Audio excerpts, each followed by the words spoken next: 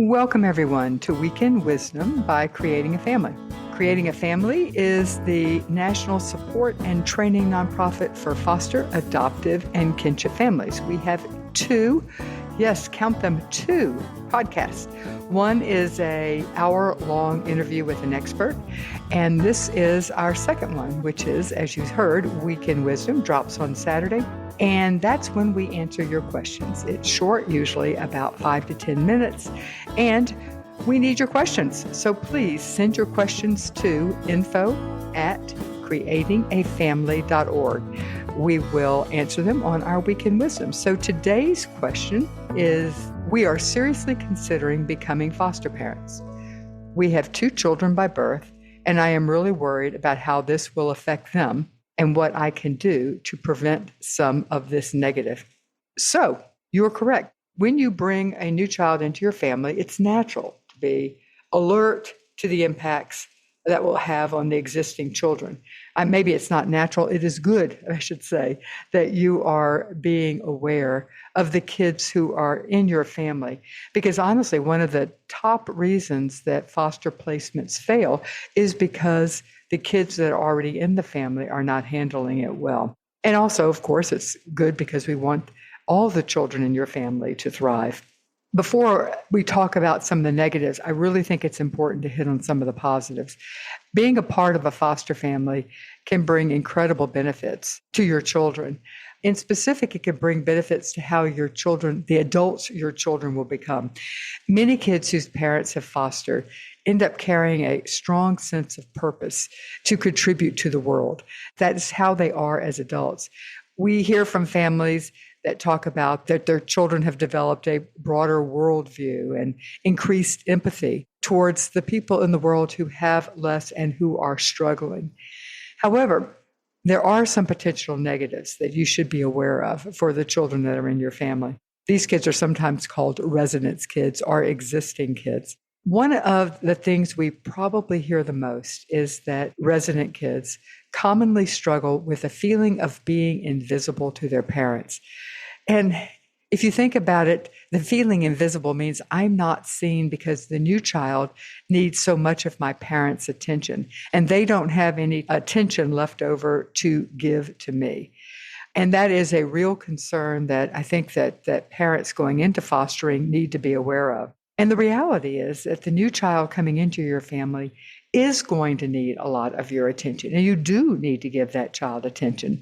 So your existing kids might not get the same degree of attention they formerly experienced. And this feeling of invisibility can leave a sense of living in the new child's shadow. My parents only have a time for the new child. All the attention is going to the new child. My needs are secondary. And that my needs are secondary can also contribute to your current kids feeling that whatever challenges they are experiencing pale in comparison to the new child. You know, they're having trouble with a bully at school, or their best friend has found another best friend. Well, that may seem really small to the new child coming in who has experienced severe neglect. And so it's easy for your existing child just to brush her concerns or his concerns under the rug if she senses that you're too busy with her sibling.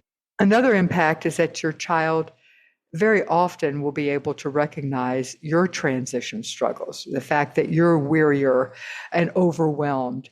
Your child will pick up on that. And some children were going to respond to this awareness by becoming either very self-sufficient or very overachievers, or I am not going to be an additional problem. Other kids go in the other direction, and they do things that force you to pay attention to them as well. Both responses are your child's way of expressing a need.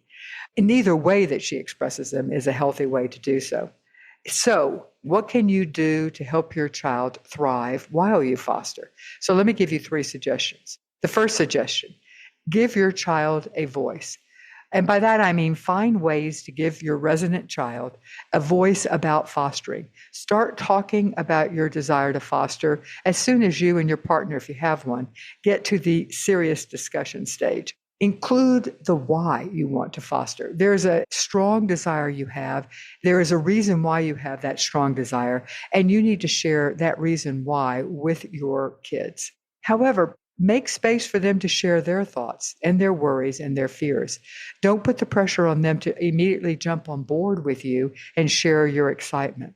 And we aren't saying that you should be asking your child permission to foster.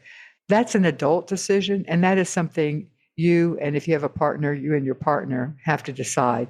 Children don't make that decision. However, you do need to listen to them. You need to convey to them that what their feelings are, their voice matters, and that you are open to their perspective and their feelings. And if you face strong resistance, that's a sign you need to slow down. You need to do more listening. You need to do more preparation. You need to do more talking. Number 2, make education a family affair. As you get further along in fostering, you will find that you're going to be required to do, oftentimes it's 30 plus hours of training. You need to share with your child, of course, in an age-appropriate way, what you are learning in this training. You're going to be learning primarily about trauma and loss, and you can also hopefully be offered tools to help you handle these.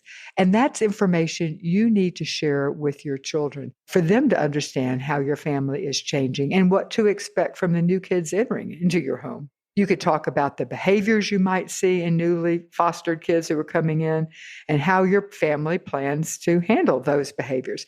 And if the way you're being taught to handle the impact of trauma, the behaviors caused by the impact of trauma, is different from the way you have parented your children, you need to talk about that too and talk about the why that you're doing it differently. And you need to talk with your children and actually make them your partner in how you're going to help this new child that's coming into your family heal and attach to everyone, not just to mom and dad. Suggestion number 3, prioritize one-on-one time. The reality is, as much as we parents may not want to acknowledge it, is time is a limited commodity. And when you bring another child in, especially a new, older child who has experienced trauma, when you bring this child into your family, time will become even more limited. So before you start fostering, make a plan to have some individualized time with the kids you already have. And it doesn't have to be a big event where we're going out to dinner or we're going to a movie. I mean, those are fine too. They're great, in fact. But it doesn't have to be that. And it's easier to plan for some of the shorter ones. So have shorter, more spontaneous moments, like making certain you have a daily check-in at bedtime. Or when you're going to the grocery store, make sure you take one of your existing kids with you. And of course, as all parents know, car time to and from soccer, dance, taekwondo, whatever, are also great times to check in with your existing child. Look for opportunities to just take them alone so that you have time to talk with them and just them. I hope that these 3 suggestions, as well as the acknowledgement that you are wise to be considering how your existing kids are going to reflect, I hope that both the tips we've given you, as well as this recognition, help you move forward. And I wish you the best of luck as a foster parent. Before you leave, let me remind everyone that we have a newsletter here at Creating a Family, and it is terrific. It comes out once a month, and we have curated the best resources that we have found that will help you be a better parent. You can get this newsletter at creatingafamily.org/newsletter. And thanks for listening to this week's Week in Wisdom. If you liked it, please share with a friend. Tell them about both Week in Wisdom as well as the regular creatingafamily.org podcast. See you next week.